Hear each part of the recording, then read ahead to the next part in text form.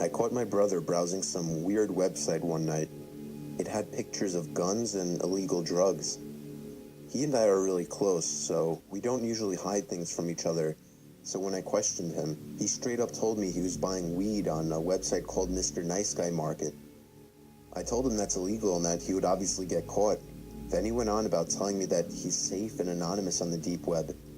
I assured him that that's complete nonsense, that everything is traceable, but he told me he's already used it at least 10 times and that I can't stop him. So I gave up and watched him make his purchase. He found some new listing of cannabis called the Poison Queen.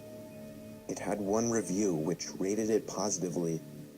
I suggested to him that he find one with more ratings, but he started acting like some kind of pro, telling me to relax. The seller was from the same state as us, which would make for quick delivery, claimed my brother.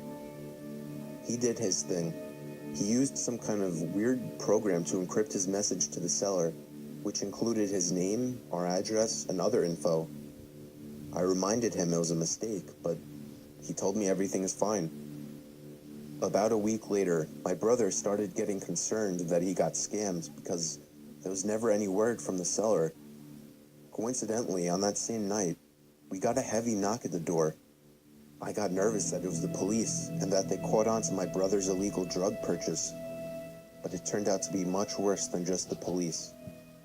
He opened the door, and we were greeted by some sketchy-looking guy with medium-length hair, all fuzzy and messy, a brown, messy beard, a fat belly, and a very obviously fake Rolex on his wrist.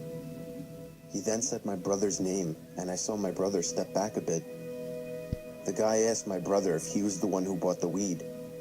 My brother didn't know how to answer. All I heard him mumble was, "I thought you would ship it." The guy then started motioning for us to come out to his van. I told my brother not to, but he went out anyway. I had to follow him to make sure nothing happened. I didn't feel right about this situation. About halfway to his van, I noticed something in the passenger circular window in the back. There was somebody with a ski mask on, barely making themselves visible as they peered out to us. I saw the guy leading us to the van notice him and begin to motion with his hand for the guy to get down. At that moment, I grabbed my little brother and dragged him all the way back in the house.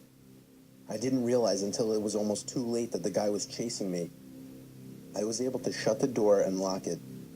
They saw there were no cars in the driveway, so they must have assumed our parents weren't home. The guy started banging and kicking at the door, and by some stroke of luck, a larger man walking with his dog passed by and noticed what was going on. He questioned the guy at the door, which seemed to scare him off.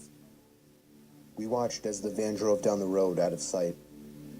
I was so anxious to tell my dad, even if it meant ratting out my brother, that I ran to my dad's car when he got home to greet him. I then noticed the same van halfway down the block, parked by the entrance of the cul-de-sac down the road. Only for a moment, though, before it drove off seconds after I noticed. I haven't actually seen it since, and it's been 3 whole months. I think this was a good lesson for my brother to stop messing around on the web.